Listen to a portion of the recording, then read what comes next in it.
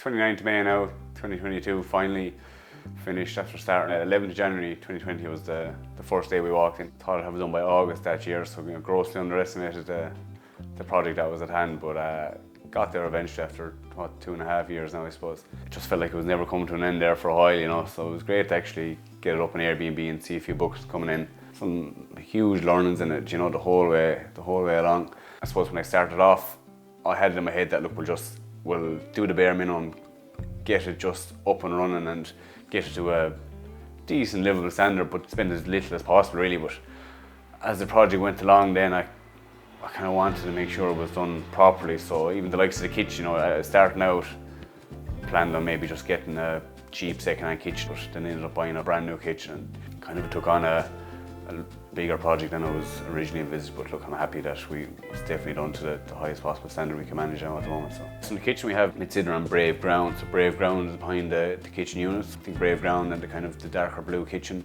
match up well, and then the Midsider, the brighter colour on the rest. And I think an awful lot of stuff going on in the kitchen really, with the fireplace, the original stone wall, the original beams there in the ceiling. There's an awful lot going on, so I think the colours really tie it all together. So the original budget, we thought it up, was 25,000, and I suppose we did underestimate that as well. Naivety, I suppose, just lack of experience, and I think finished at around 39,000.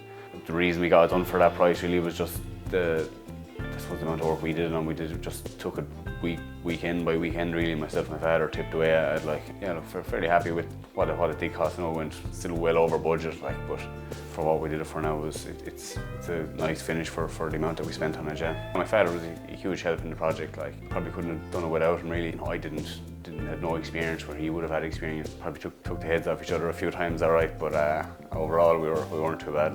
So if he wasn't there now and it was just me tipping away, it is a much bigger job. It was a big help that there was two of us in it really.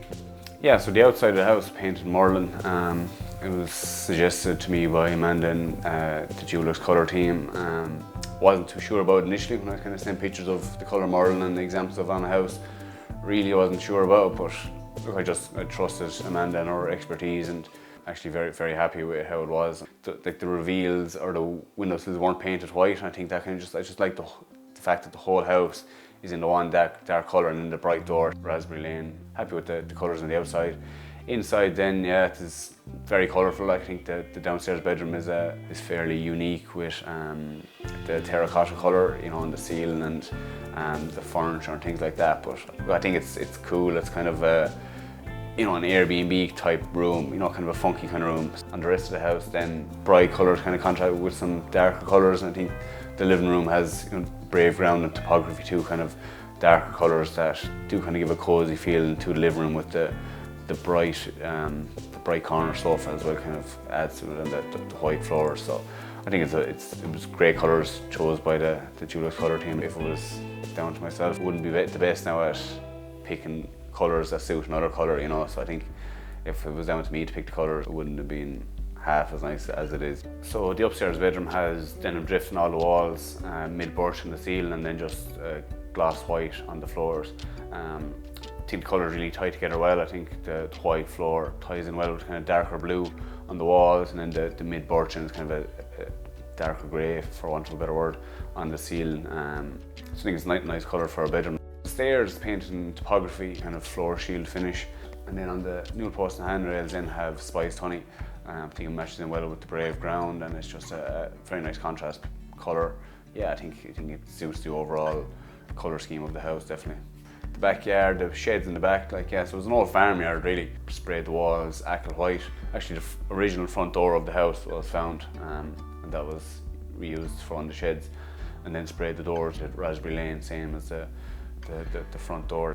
My favourite room in the house would be, I'd probably say the living room. I just think the living room it's just unique that it's an upstairs living room, and I think it's a nice kind of link between the two rooms. From the kitchen you walk straight up the stairs, and there's just a nice big open space, floor to ceiling space, and the upstairs stove is a nice addition to the house. And I think the original beams they're an unreal addition to the house. I think when we came in here first they were covered up, you couldn't even see them, so it was nice to kind of start stripping it back and find these you know, these lovely timber beams. Yeah, I'd probably say the living room would be my favourite room. Dulux were a massive help throughout the project, supplying the paint, giving me paint testers, helped me choose the colours inside and out. You know, it's choosing what matches with what. You know, it's not something I'd be good at all. So it was great to have somebody, you know, of Dulux's expertise to help me in that way. And you know, look, it's great that it's done to such a high standard, and Dulux were a big part of that. Yeah, look, thanks for coming, lads. It was a long journey. The renovation took a lot longer than I thought, but got there in the end. And thanks for everyone for their support, and thanks to the father there for his help along the way. I couldn't have done it without him there. Jesus. Yeah.